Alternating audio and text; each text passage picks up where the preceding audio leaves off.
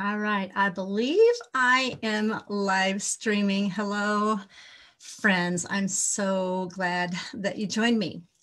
I'm going to share with you how neuroscience how knowing about neuroscience is so very helpful for our mental health, becoming more aware of what the science is, how that can help with our mental health and relationships. I'm Judy Herman, author of Beyond Messy Relationships. So three things that I want to leave with you. First of all, I let you know that I use this acronym of breathing fresh air, taking deep breaths from the belly and then slowly breathing out. But when we breathe that fresh air and we take the three letters in the word air, we have awareness, intentionality, and risks of growth, AIR. So keep that in mind with every video you watch of what I'm putting out there, right? So what's so very important and what neuroscience, it's like being aware of some basic neuroscience, how it affects our mental health and how it affects our relationships. Three things I want to leave with you today. And to start off, I want to tell a story. A recent one. I had a birthday. It was a biggie one. It was big for me. So I wanted everything to go just right. I planned this family camping trip and I thought, oh, we're going to have such a fun time.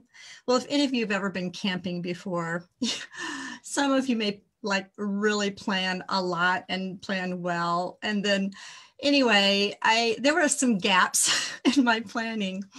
And we could complain about that camping trip being disorganized, which it could have been more organized, there's no doubt. But what we focus on, it was my birthday, right? So if I just organized in my planning, that's quite all right. I get a break, right? Because it's my birthday. But what we can do is if we focus on everything that went wrong in that camping trip, that's where our focus is going to go. And it's the natural thing to do. And it takes us away from even appreciating what did go right. Yeah, if you've had some camping experiences, family camping, I actually put in the comments, and I can't watch the comments at the same time I'm doing this because I'm on Zoom. But if you have had experience camping, and it's maybe been a negative, maybe it's been a positive, but you probably are building memories regardless.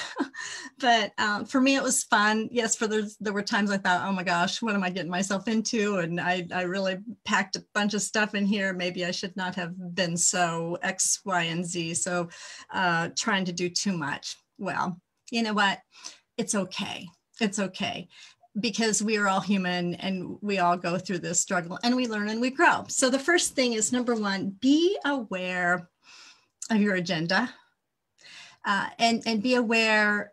I'm going to just tell you what they are. Three things: be aware of your agenda, be aware of the natural tendencies to focus on those things that go wrong, and be aware. And so when we do that, when we focus on the things that go wrong, then we can complain about it, we'll ruminate about it, and that is so not good mental health. When we ruminate, it actually, it really decreases our ability to be resilient. So that was the main thing. And be aware of your agenda.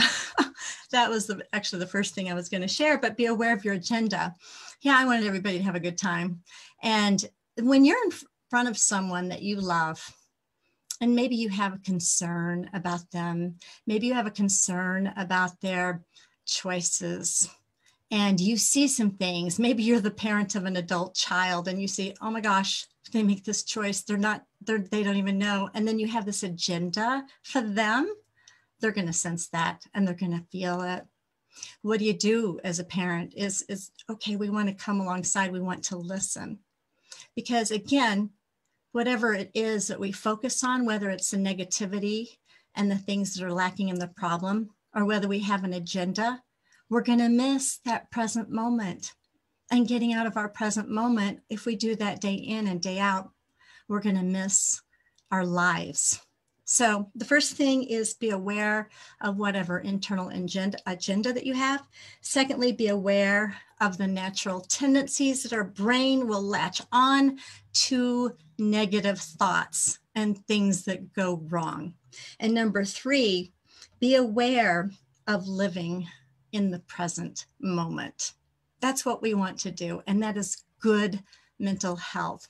It's kind of like if we focus too much on the negativity and the past, and we anchor our lives in that, it's going to put us in a state of negativity, long-term wise. It could be depression that could develop. It could be a characterological depressed way of living your life. No one wants to do that, right? If we worry too much about the future, it's going to put us into this anxiety. So living in this present moment is all that we have. So if you are in front of your loved one and you want to have a good relationship with them, enter into and be fully present rather than your mind being here or here in the past or the future.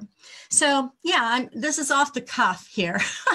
I wanted to show up and just give a little tidbit since it is Mental Health Awareness Month. But I need to share with you some other things that are going on with me. First of all, if this resonates with you, and please like, comment, share. I'd love to know that this is helpful to you. But I also want to get really focused in on what my purpose is. I have written my book, I should say, Beyond Messy Relationships. I'm thinking, who is it that I really need to be speaking to? And I know that there are a lot of women who are high achievers and who have really developed themselves within the context of their marriage, and maybe something that went great and seasons in the dance that you have with your spouse. And then as she has grown and developed, there's this tension in the marriage, and she's likely experiencing resistance from her husband and no longer has the partnership. Well, I'd like to come alongside you, and I'm going to be developing some resources, not only with my counseling, but also as a quote unquote executive relationship coach. So that's the direction I'm going. So if you find yourself in that category, I'd really love to connect with you. Please take the relationship stress quiz, see how you're doing, because how you do in your partnerships and in your marriages and in your spouse, your relationship with your spouse is going to make a huge difference on your life. How to go and live beyond messy relationships without regret, and moving into these divine invitations to your authentic self, because you are so very valuable.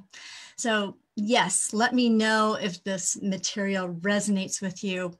And I likely am going to show up at probably different times the rest of the week, just giving you little tidbits, because I'm going to fulfill my commitment that I made about honoring Mental Health Awareness Month, because you are so very valuable. If you would like to get a copy of my book and you just want to even try out the first 3 chapters for free, go to my website, judycounselor.com, and scroll to the bottom of the page. You can fill out a form and get the first 3 chapters just to get a taste of the writing that I do. And I'd love to reach out and help you along the way. So in the meantime, keep in mind, be aware of your agenda, be aware of what a natural tendency is for all of us as human beings, and that is to focus on negative, and be aware of living in the present moment, letting go of this tendency to live in the past or the worry about the future. So those are my 3 tips for you for good mental health and relationship well-being. Thanks so much, Judy Herman,